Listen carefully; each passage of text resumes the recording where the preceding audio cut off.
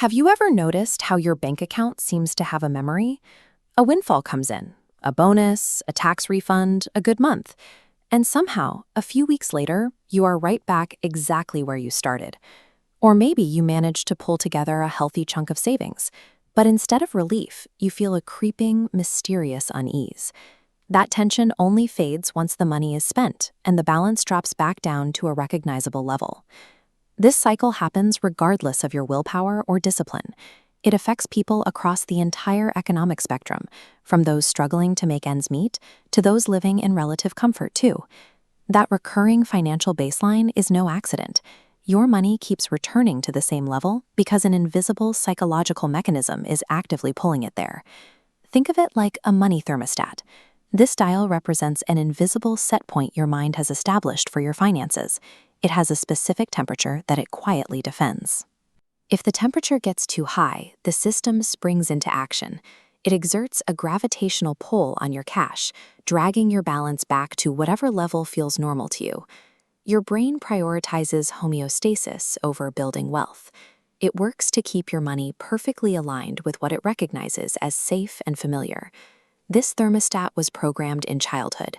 You acted as an emotional sponge, absorbing the environment and learning what money felt like long before you understood what it actually was.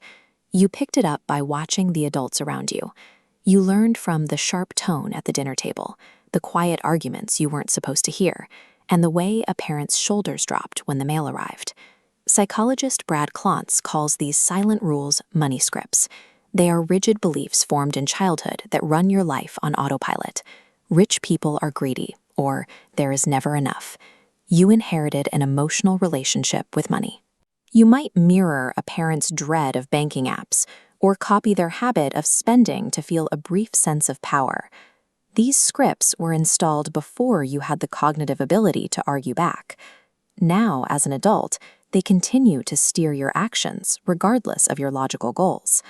The brain treats the familiar as safe and the unfamiliar as dangerous. If financial struggle was your childhood norm, then abundance triggers a subconscious threat response. To your nervous system, stability feels wrong.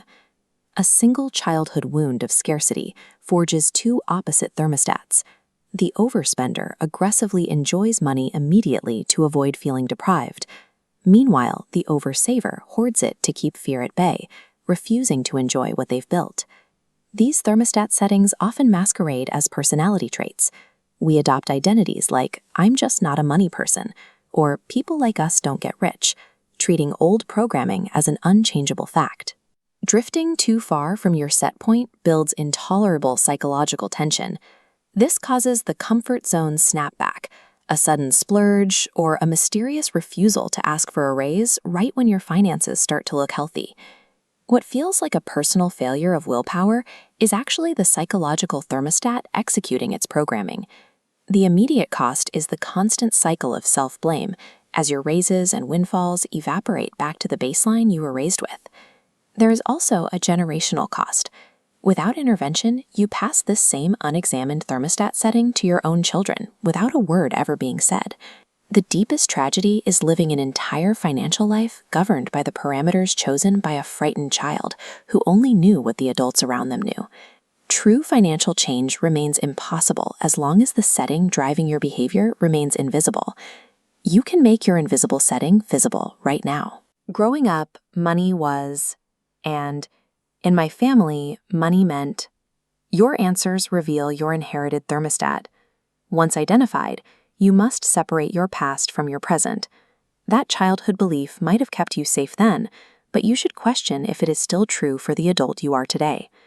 Raise the set point slowly and on purpose.